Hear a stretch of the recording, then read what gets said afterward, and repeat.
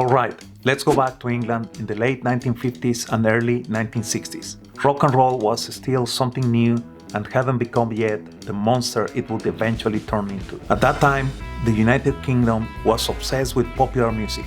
Think Cliff Richards, skiffle bands, and well-dressed groups playing clean and polished songs. But beneath the surface, a new movement was brewing. A handful of young people were discovering American blues, and they were absolutely obsessed with it.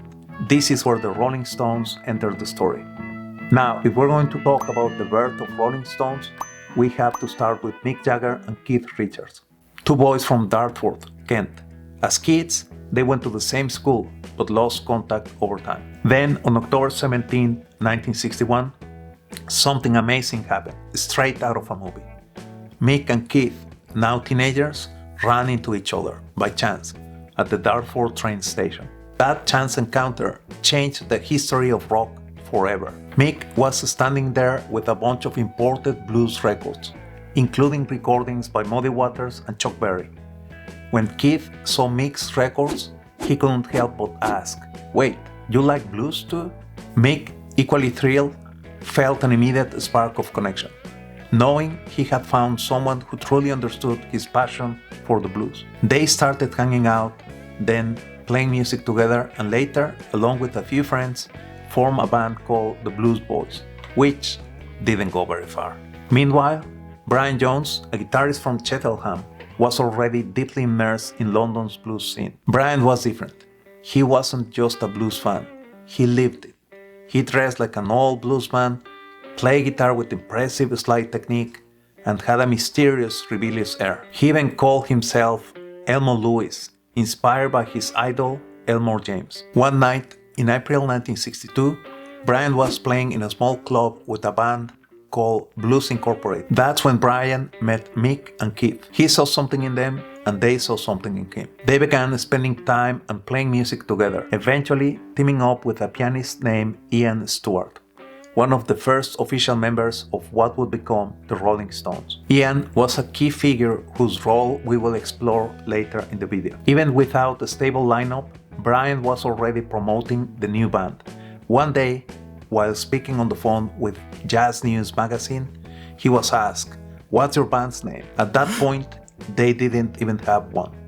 Brian panicked, looked down, and saw a Muddy Waters record on the floor with the song Rolling Stone on track number 5. Without thinking, he replied, "We are the Rolling Stones." And just like that, the band had a name. Their first concert under the name The Rolling Stones was on July 12, 1962, at the famous Marquee Club in London. At first, the lineup was pretty unstable. It included Brian Jones, Mick Jagger, Keith Richards, Ian Stewart, and a rotating cast of bassists and drummers.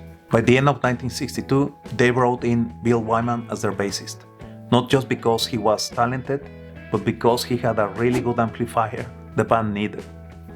Then, in February 1963, they found the final piece of the puzzle, Charlie Watts. He was a drummer with jazz influences. At first, he wasn't sure about joining the Stones, but eventually he said yes. With Charlie on the drums, the band finally found their signature sound. At that point in time, the Rolling Stones had a problem. They were broke. During that time, Brian Jones literally slept on friends' floors and survived on borrowed money. The whole band was struggling, but they had something special, an attitude and energy that set them apart from the well-dressed, squeaky clean bands of the time. All they needed was a chance to break through. Despite their struggles, things were about to change with the arrival of Andrew Luke Oldham, a 19-year-old manager with a vision. He saw the raw power of the Rolling Stones and knew exactly how to turn it into something big. His plan? Market them as the anti-Beatles. While the Beatles were clean-cut and lovable, the Stones would be wild, edgy, and unpredictable. Oldham even made a radical decision. He told pianist Ian Stewart that he was out of the official lineup. Why? Because he didn't fit the image. Ian was older and had a more traditional appearance. Ian didn't argue. Instead, he took on a behind-the-scenes role and stayed with the Stones as the road manager and pianist for years to come. In the beginning, the Rolling Stones were mostly a cover band. they played songs by Chuck Berry, Bob Diddley, and other blues legends. Their first single, a cover of Come On by Chuck Berry, which saw moderate success.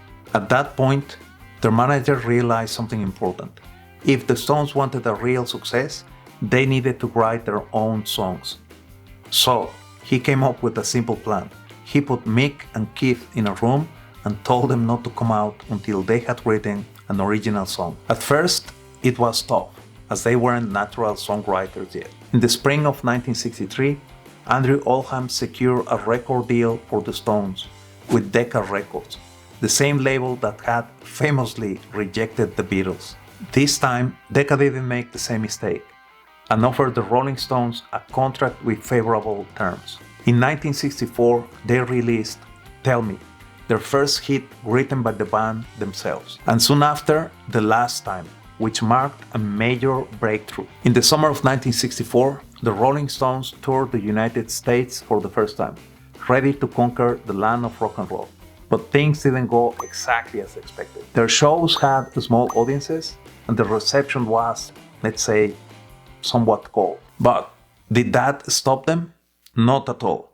With their raw energy and rebellious attitude, they pushed forward, and little by little, the American public started paying attention. In October 1964, they landed a game-changing opportunity, their first appearance on The Ed Sullivan Show. The performance was electrifying, as suddenly, they were not just another British band trying to make it in America. They were the Rolling Stones, and they were here to stay. In contrast, in Europe, the story was different.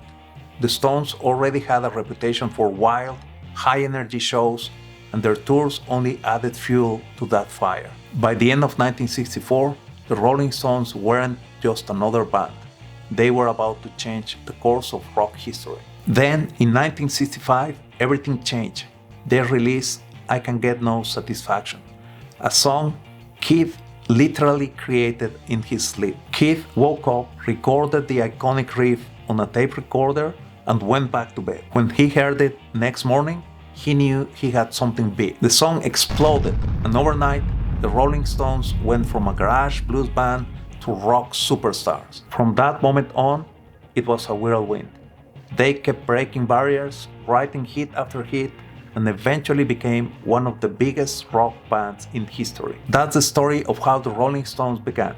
And as we all know, they never stopped. And to think, it all started because two boys met at a train station, bonded over their love for the blues, and decided to chase a dream.